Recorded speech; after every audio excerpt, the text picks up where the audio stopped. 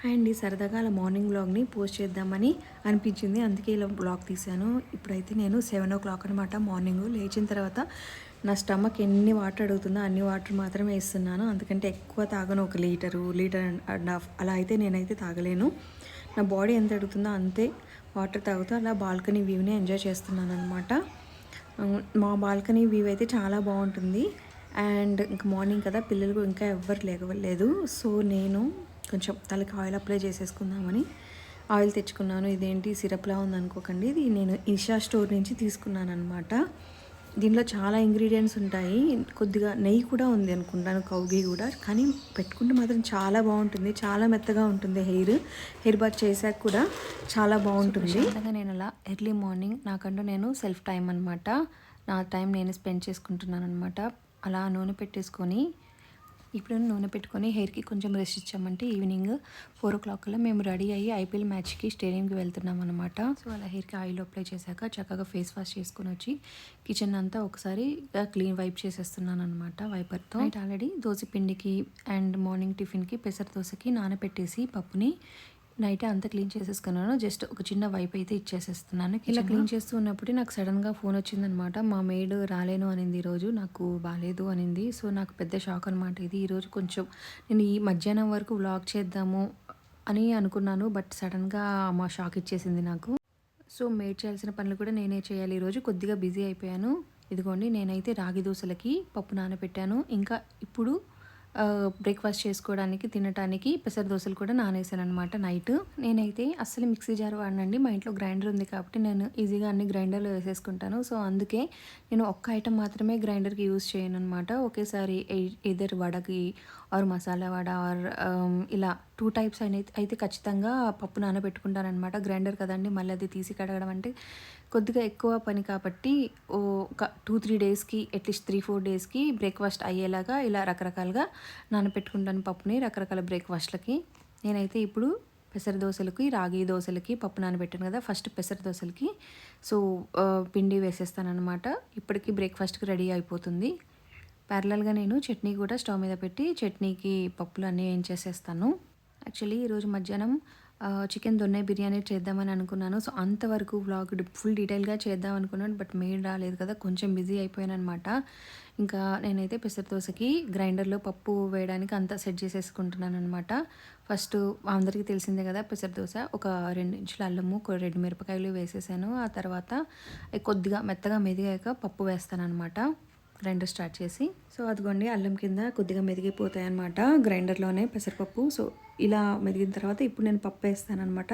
ఇవన్నీ వేసే ముందు కొద్దిగా ఒక టీ గ్లాస్ నీళ్ళు వేస్తే ఈజీగా ఉంటుందన్నమాట గ్రైండ్ అవ్వడానికి ఫస్ట్ వేసినవి.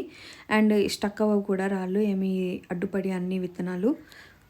నాకు తెలిసినంత వరకు గ్రైండర్ యూస్ చేస్తూ దోశ పిండి ఇడ్లీ పిండి ఏ బ్యాటర్ అయినా చేసుకునే వాళ్ళకి కొద్దిగా మిక్సీ జార్లో చేసింది అంత కంఫర్ట్గా ఉండదు తినడానికి. మిక్సీ జార్లో వేసినట్లయితే కొద్దిగా మినపప్పు ఎక్కువ వేసుకోవడము లేకపోతే బేకింగ్ సోడా వేసుకోవడము ఇలాంటివి అయితే చేయాలి. గ్రైండర్లో అయితే అవి అవసరం లేదు. సో గ్రైండర్లో అయితే పెసర దోశకి పిండి బాగా మెదుగుతూనే ఉంది. సో ప్యారలల్గా నేను చట్నీకి కొద్దిగా వేరుశనగపప్పు వేసి ఎంచుతున్నాను. నేను చట్నీలు కూడా డిఫరెంట్గా చేస్తానమాట. ఒకే టైప్ అయితే చేయను. నేను డిఫరెంట్గా చేస్తాను. ఒక్కోసారి టమాటాలు వేస్తాను, ఒక్కోసారి ఆనియన్స్ వేస్తాను, ఒక్కోసారి పచ్చిమిరపకాయలు, ఒక్కోసారి ఎండుమిరపకాయలతో ఇలా డిఫరెంట్గా అయితే చేస్తుంటాను అనమాట. ఎందుకంటే బోర్ కొట్టకూడదు. మా ఇంట్లో దోశ ఇడ్లీ అనేది కామన్ బ్రేక్ఫాస్ట్ అనమాట. Maximum 3 days dosa idli batter లేకుండా ఉంటాము. అట్లీస్ట్ తర్వాత అయినా వేసుకోవాల్సింది. చట్నీకి అయితే నేను వేరుశనగపప్పు వేయించి అది పక్కన పెట్టేసుకున్నాను అనమాట. అవి ఆరిపోతాయి. అలాపు నేను మిరపకాయలు టమాటాలు కూడా అదే చట్నీలోకి వేయించుతున్నాను. ఇందులోనే మీరు 2-3 వెల్లుల్లి ఇంకా చింతపండు కూడా వేసుకోవాలి. నేనైతే కొద్దిగా లేట్గా వేసాను అనమాట. కొద్దిగా అల్లం కూడా వేసుకోవచ్చు, అది మీ ఇష్టం, ఆప్షనల్. ఇలా మిరపకాయలు కూడా అన్నీ వేగాక మిరపకాయలు కూడా ఫస్ట్ వేగిపోయాయి అనమాట. కొద్దిగా ముందే వేసా కదా టమాటాల కంటే. సో మిరపకాయలని కూడా నేను తీసేస్తాను కొద్దిసేపు ఆగాక. సో ఇందులోనే మనము వెల్లుల్లి కొద్దిగా చింతపండు కూడా వేయచ్చు. 3-4 రెమ్మల వెల్లుల్లి అండ్ లైట్గా చింతపండు అనమాట. టమాటాలు ఉన్నాయి కదా, చింతపండు కొద్దిగా లైట్గా వేస్తే చాలు. మీకు కావాలంటే 1 ఇంచ్ అల్లం కూడా వేసుకోవచ్చు. అల్లం అనేది ఆప్షనల్. నేనైతే వీడియో రికార్డ్ చేస్తూ కొద్దిగా వెల్లుల్లి ఇంకా చింతపండు కొద్దిగా లేట్గా వేసేసాను. సో మీరు మాత్రం కొద్దిగా ముందే వేసుకోండి ఒకవేళ ఇది ట్రై చేయాలనుకుంటే. ఈ చట్నీ కొత్తిమీర ఉంటే చాలా బాగుండేది. కొత్తిమీర అయిపోయిందండి. యాక్చువల్లీ కొత్తిమీర ఇంకా మంచి ఫ్లేవర్ని యాడ్ చేస్తుంది చట్నీకి, అది లేదు. బట్ స్టిల్ దీంతో గ్రైండర్లో నుంచి పెసర దోశ కూడా పెసర దోశ బ్యాటర్ కూడా తీసేసాను అనమాట. మెత్తగా అయిపోయింది బాగా. సో దీన్ని మనము దోశలకి పిండి రెడీ అయిపోయింది. ఇంకా చట్నీ చేసుకోవడమే. ఇదిగోండి వేరుశనగపప్పు ఆల్రెడీ వేగిపోయిన మిరపకాయలు వేసి ఫస్ట్ ఒక పల్స్ ఇస్తాను. సో ఇలా పొడి అయిపోయిన తర్వాత నేను ఆల్రెడీ మగ్గబెట్టుకున్న టమాటాలు ఉన్నాయి కదా, సో అవి వేసేసుకుంటాను. ఇప్పుడు కొద్దిగా అలా నీళ్ళు పోసేసి టమాటాలు వేసిన తర్వాత సో మనకు కావాల్సినంత నీళ్ళు పోయాలి. చట్నీకి కొంచెం కన్సిస్టెన్సీ తగ్గట్టు నీళ్ళు పోసి మెత్తగా పేస్ట్ చేసేసుకుందాము. ఇలా మెత్తగా పేస్ట్ చేసుకున్న తర్వాత దీనికి తాలింపు వేస్తే చాలా బాగుంటుందండి. తాలింపు కూడా వేయను నేను, ఓన్లీ నేను పిల్లలే తినేటట్లయితే తాలింపు కూడా వేయను, ఎందుకు అనవసరంగా ఆయిల్ బాడీలోకి అని. సో చట్నీ అయిపోయింది, ఇంకా దోశ బ్యాటర్ కూడా అయిపోయింది పెసర దోశకి. సో ఇదిగోండి గ్రైండరు, పెసర దోశ పిండి తీసిన తర్వాత ఇలా ఉంటుంది గ్రైండరు. దీన్ని మళ్ళీ మనం క్లీన్ చేయాల్సిన అవసరమే లేదు. ఇక మనము రాగి దోశ ఇడ్లీ బ్యాటర్కి పప్పు నానబెట్టుకున్నాం కదా, దాన్ని మనం చక్కగా ఒకసారి కడిగేసి ఇక గ్రైండర్లో దీన్ని కూడా వేసేయడమే. యాక్చువల్లీ నేను చెప్పిన క్వాంటిటీస్తో రాగి దోశ చేస్తే చాలా బాగుంటాయండి. మనకు నచ్చినట్లు డిఫరెంట్గా క్వాంటిటీస్ వేస్తే ఈ పప్పులు టేస్ట్ అనేది మారిపోతుంది. కానీ నేను చెప్పిన క్వాంటిటీ నేను కావాలంటే డిస్క్రిప్షన్లో ఇస్తాను. దీని ఇంగ్రీడియంట్ ఎంత క్వాంటిటీ తీసుకున్నాను ఏ పప్పు దాలా చేస్తే మాత్రం చాలా బాగుంటాయి రాగి దోశలు. మేము రెగ్యులర్గా చేసుకునే దోశల కంటే రాగి దోశలే ఎక్కువ. నేను ఎలా చేస్తానంటే ఒకసారి రాగి దోశలు చేస్తాను, ఒకసారి జొన్న దోశలు చేస్తాను, ఆ తర్వాత రెగ్యులర్గా చేసుకున్న వైట్ దోశలు మనము ఎప్పుడు ఇంట్లో చేసుకునేవి చేస్తాను అనమాట. ఇలా చేయడం వల్ల కొద్దిగా పిల్లలకి రకరకాలుగా పెడుతున్న ఫీలింగ్ వస్తుంది, ఒక తృప్తి ఉంటుంది, సెల్ఫ్ సాటిస్ఫాక్షన్, కొద్దిగా హెల్తీగా తింటున్నాము అని. పప్పు అయితే నేను కొద్దిగా ఎక్కువే నానబెట్టానండి, ఒక రోజుకి కాదు కదా, 2-3 డేస్కి నానబెట్టాను. పైగా మా ఇంట్లో ఒక 4 మెంబర్స్ పెద్దవాళ్ళు, 2 చిన్న పిల్లలు ఉన్నాను అనమాట. దానికి తగ్గట్టు నేను పప్పు నానబెట్టాను. అందుకని 2 వాయిలుగా వేద్దామని సగం పప్పు మాత్రమే వేసాను నానబెట్టింది. ఇది బాగా మెత్తగా అయిపోయాక మిగతా పప్పు వేస్తాను. నాకెందుకు అండి ఏ దోశ పిండి అయినా, అది పెసర దోశ అయినా రాగి దోశ అయినా ఈ జొన్న దోశ అయినా ఏ దోశ పిండి అయినా నేను ఖచ్చితంగా కొద్దిగా అటుకులు నానబెట్టి ఆ క్వాంటిటీని బట్టి కొద్దిగా అటుకులు నానబెట్టి అటుకులు కూడా వేసేస్తాను అనమాట. నాకు అటుకులు వేస్తే దోశకు వచ్చే టేస్ట్ నచ్చుతుంది. ఇదిగోండి నానబెట్టిన పప్పులో సగం పప్పు మాత్రమే గ్రైండర్లో వేసాను. అది బాగా మెదిగాక అప్పుడప్పుడు వాటర్ పోసుకుంటూ మనం చూసుకుంటూ ఉంటే అది చక్కగా మెదిగిపోతుంది. అది బాగా మెదిగిన తర్వాత మిగతా పప్పు కూడా వేసేస్తాను. సో లేచిన తర్వాత ఒక 20 మినిట్స్ అలా సరదాగా ఆడుకున్న తర్వాత బ్రష్ చేసుకొని అలా కొద్దిగా ఫ్రెష్ అవుతారనమాట. నేను కూడా ప్యారల్గా ఇవే చేయనండి. నార్మల్గా అయితే ఇది మెదుగుతూ ఉంటుంది కదా, నేను అన్ని మిగతా అంట్లు సర్దుకోవడం అన్నీ చేస్తున్నాను. మేడ్ కూడా రాదు. సో నేను ఈరోజు అంట్లు తోమాలి, ఇల్లు చిమ్మి తుడవాలి. సో నాకైతే కొద్దిగా ఎక్కువ పనే ఉంది. ఈవినింగ్ 4 కల్లా మేము రెడీ అయ్యి ఐపీఎల్ మ్యాచ్ చూడడానికి కూడా వెళ్ళాలి. సో చాలా బిజీ మార్నింగ్ అనమాట ఇది. నా పనమ్మ అయితే ఫోన్ చేసి నేను రాలేను అనేసరికి అయ్యో అనుకున్నాను అనమాట కాసేపు. బట్ చేసుకోవాలి కదా, ఆమె లేకపోయినా ఉన్నా కానీ అందరి కోసం. సో నియాన్స్కి చిన్నోడికి కూడా నీట్గా బ్రష్ చేయించేసాను అనమాట ఈలోపు. అండ్ పిల్లలు రెడీగా ఉన్నారు బ్రేక్ఫాస్ట్ చేయడానికి. నేను ఇంకా పెసర దోశలు వేసేస్తానమాట.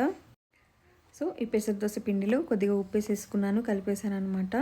మనకు నచ్చిన కన్సిస్టెన్సీలో బ్యాటర్ని చేసుకొని ఇంకా దోశలు వేసుకోవడమే. సో అందరికీ దోశలు వేసేస్తున్నాను. అదిగోండి బ్రేక్ఫాస్ట్కి రెడీగా ఉన్నారు. యాక్చువల్లీ నేను సాయంత్రమే వాడికి కొత్తగా స్పెట్స్ తీసుకున్నాము రెడ్వి. వాడికి ఇంకా వాటి మీద ఇంకా మోజు తీరలేదనమాట. అవి పొద్దున్నే మార్నింగ్ లేచినప్పటి నుంచి అవి పెట్టుకునే తిరుగుతున్నాడు. నేనైతే నిహార్స్ చాలా టైం స్పెండ్ చేస్తాను అనమాట, ఎందుకంటే మళ్ళీ ఈ మూమెంట్స్ మళ్ళీ రావు కదా. సో ఎంజాయ్ చేయాలి పిల్లలతో కూడా. పైగా అమ్మాయిలంటే లైఫ్ లాంగ్ క్లోజ్గా ఫ్రెండ్స్గా ఉంటారు. అబ్బాయిలతో ఎలా ఉంటుందో కూడా తెలియదు. పిల్లలకి అయితే దోశలు వేసేస్తూనే ఉన్నానమాట, ఎందుకంటే ఇంకా 2 పిల్లలే కాదు, ఇంకా మా రోహిత్ ఫ్రెండ్ కూడా వచ్చాడనమాట, తనకు కూడా దోశలు వేస్తున్నాను. నేనైతే దోశ రెండో వైపు కూడా తిప్పేస్తాను అనమాట, ఒక్క సెకండ్ అయినా ఉంచుతాను అలా, నాకు అలాగ అలవాటు.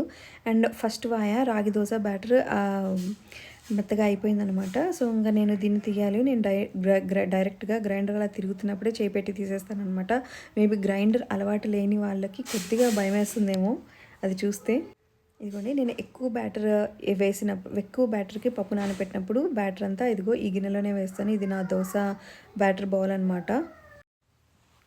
సో చిన్నగా ఫస్ట్ రౌండ్ మెత్తగా అయిపోయిన దోశ బ్యాటర్ అంతా తీసేస్తున్నాను. ఇలా తిరుగుతున్నప్పుడు తీసేస్తే నాకైతే ఈజీగా ఉంటుంది. సో స్లోగా పిండి అంతా తగ్గిపోతుంది అనమాట. నేను తీస్తూ ఉన్నాను కదా, బౌల్లో వేసేస్తున్నాను కదా. ఇది అయిపోయిన తర్వాత నెక్స్ట్ రౌండ్ పప్పు కూడా వేసేస్తాను. పిండి అంతా అయిపోయి కొద్దిగా పిండి మాత్రమే మిగిలింది. ఏం ప్రాబ్లం లేదు, మళ్ళీ దాన్ని ఆపి అంత అవసరం లేదు. కొద్దిగా వాటర్ పోసేసి ఇంకా నెక్స్ట్ రెండో రౌండ్ నానబెట్టిన పప్పు వేసేస్తున్నాను. ఇదిగోండి, రుబ్బి మెత్తగా చేసిన పిండి అంతా ఇలా గిన్నె బౌల్లో వేసేస్తున్నాను. నెక్స్ట్ రౌండ్ పిండి కూడా మెత్తగా అయిన తర్వాత ఇదే బౌల్లో వేసేసి ఫ్రిడ్జ్లో పెడతాను. రేపు మార్నింగ్ కదా, సో మేము ఈ దోశలు తినేది. సో ఈరోజు ఈవినింగ్ కానీ లేకపోతే రేపు ఎర్లీ మార్నింగ్ లేకపోతే మిడ్ నైట్ ఎప్పుడైనా లేచి ఒక 4 hours బయట పడితే తొందరగానే పులిసిపోతాయి. రోజంతా నైట్ అంతా పుల్లిగా పెట్టాల్సిన అవసరం లేదు, ఎందుకంటే ఇది ఎండాకాలం కాబట్టి. ఇదిగోండి, సో పిల్లలకి దోశలు పెట్టేస్తున్నాను అనమాట, ప్యారల్గా వాళ్ళు తింటున్నారు. ఇదిగోండి, ఇక రోహిత్ ఫ్రెండ్ కూడా వచ్చి తింటున్నాడు అనమాట మా ఇంటికి. తనకు నా దోశలు అయితే డిఫరెంట్గా అనిపిస్తాయి. ఒకరోజు గ్రీన్లో ఉంటాయి, ఒకరోజు పింక్ కలర్లో ఉంటాయి, ఒకరోజు ఇంకో కలర్లో ఉంటాయి. ఎందుకంటే నేను డిఫరెంట్ టైప్స్ ఆఫ్ దోశలు వేస్తాను కదా. సో అంటాడనమాట, ఆంటీ మీ దోశలు ఏంటి ఇన్ని కలర్స్ ఉంటాయి అని. సో మేడ్ రాలేదు కదా, సో ఈ పని అంతా నాదే అనమాట. ఇదంతా క్లీన్ చేసుకోవాలి. మేడ్ వస్తుంది కదా అనేసి ఏం చేస్తామంటే ఈవినింగ్ నుంచి అంట్లు ఏమేమి పడతాయో ఆఫ్టర్నూన్ నుంచి అనమాట ఆల్మోస్ట్ అవన్నీ అలాగే ఉంటాయి కదా. సో ఇవన్నీ ఇప్పుడు నేను క్లీన్ చేసుకోవాలి. కొద్దిగా కష్టమవుతుంది, ఇద్దరు పిల్లలతో కదా. సో ఏదో ఒకటి చేస్తూ ఉంటారు, కొట్టుకుంటుంటారు. వాళ్ళని మేనేజ్ చేస్తూ ఈ పనులన్నీ చేసుకోవాలంటే కొద్దిగా కష్టమే. యాక్చువల్లీ నేను మధ్యాహ్నము ఆ బిర్యానీ కూడా ఎలా ప్రిపేర్ చేశాను ఫుల్గా డీటెయిల్గా బ్లాగ్ చేద్దాం అనుకున్నాను, కానీ నాకు ఈ పని సరిపోయిందనమాట. సో నేను మార్నింగ్ బ్లాగ్ వరకే చేయగలిగాను. సో జస్ట్ షార్ట్ అయితే తీసాను దన్న బిర్యానీ చేసిన తర్వాత, సరదాగి అట్లీస్ట్ బ్లాగ్ అయినా తీయలేదు అనేసి. నేను ఎందుకో అండి మేడ్ అంత ఫాస్ట్గా అయితే నేను క్లీన్ చేయలేను, నాకు చాలా టైం పడుతుంది డిషెస్ వాష్ చేయడం కానీ ఇల్లు క్లీన్ చేయడం కానీ యాక్చువల్లీ మేడ్ కంటే కొంచెం నీట్గా చేస్తానన్నమాట. అదైతే గ్యారంటీగా చెప్తాను. ఉన్నప్పుడు ఒక్కోసారి ఎవరు మనుషులు అవైలబుల్లో ఉండరండి, మా ఇంట్లో అందరూ బిజీగానే ఉంటారనమాట. సో ఇంకా నాకంటూ నేను అందరిని ఇంటిని మేనేజ్ చేసుకుంటూ వంట చేసుకుంటూ సో పిల్లల్ని మేనేజ్ చేయాలంటే కొద్దిగా కష్టం అనేసి మేడ్ని పెట్టుకున్నాను. పనమ్మాయి లేకుండా కూడా ఇద్దరు పిల్లల్ని మేనేజ్ చేస్తూ ఇంట్లో ఈవెన్ జెంట్స్ హెల్ప్ లేకుండా కూడా చాలామంది మేనేజ్ చేస్తారనమాట. వాళ్ళకి నిజంగా హ్యాట్స్ ఆఫ్ అండి, చాలా కష్టం అది. యాక్చువల్లీ నాకు షార్ట్ హెయిర్ ఉంటుంది, అది చాలామంది మేబీ నవ్వుకోవచ్చు. యాక్చువల్లీ మా నిహాన్ష్ పుట్టిన తర్వాత ఫస్ట్ వాడికి పుట్టింటికలు తీస్తాం కదా, అప్పుడు నేను కూడా గుండు చేయించుకున్నాను అనమాట. అందుకే హెయిర్ షార్ట్గా ఉంటుంది. ఫస్ట్ టైం అనమాట పెద్ద అయిన తర్వాత గుండు చేయించుకోవడం. చాలా అద్దంలో చూసుకొని నేనే చూసుకోలేకపోయాను అనమాట. 2-3 days అలా ఉన్నాను. తర్వాత ఓకే, కొద్దిగా హెయిర్ పెరిగాక ఓకే నన్ను నేను చూసుకోగలుగుతున్నాను. నార్మల్గా అయితే మెయిడ్ వస్తే నేను స్విమ్మింగ్ కూడా వెళ్తాను అనమాట. మెయిడ్ రాకపోతే ఇంట్లో పనిచేసి అలసిపోతాను అనమాట. సో స్విమ్మింగ్ కానీ ఏ ఎక్సర్సైజ్ అయితే ఆ రోజు అయితే చేయను. సో మధ్యాహ్నం అయితే దొన్న బిర్యానీ కూడా చేసేసాను అనమాట. సరదాగా షార్ట్ కూడా పెట్టాను, చికెన్ బిర్యానీ చల్లని పెరుగు అని. సో ఈవినింగ్ కదా, ఇది ఐపీఎల్కి మేము ఎక్కడికి వెళ్తున్నామంటే కార్లో మెట్రో స్టేషన్కి వెళ్తున్నాం అనమాట. మెట్రో నుంచి మేము సో ఐపీఎల్ స్టేడియంకి వెళ్తాము. ఎస్ఆర్హెచ్కి ఇంకా లక్నో టీమ్కి జరుగుతుంది కదా, బ్లూ టీమ్కి. అండ్ నేను ఫస్ట్ టైం అనమాట స్టేడియంకి వెళ్ళడము. కొంచెం ఎగ్జైటింగ్గా ఫీల్ అయిన అనుకోండి. బస్సులో క్రికెటర్స్ వెళ్తున్నారు, 2 teams అనమాట. సో ఫస్ట్ టైం స్టేడియంలో లైవ్ కొంచెం ఎగ్జైటింగ్గా అనిపించింది. స్టేడియంలో ఉన్నందుకు ఎగ్జైట్మెంట్గా అనిపించింది, కానీ క్రికెట్ మ్యాచ్ చూస్తుంటే జస్ట్ అయితే చీర్ గర్ల్స్ దగ్గరే మాకు సీట్స్ దొరికాయి అనమాట. సో వాళ్ళు లేచి డ్యాన్స్ చేస్తున్నప్పుడల్లా మా నిహాన్స్ కూడా లేచి అలా డ్యాన్స్ చేస్తున్నాడు. మేము చక్కగా ఎంజాయ్ చేసాం అనమాట అక్కడ కూర్చొని. వాచింగ్ అండి, బాయ్ బాయ్.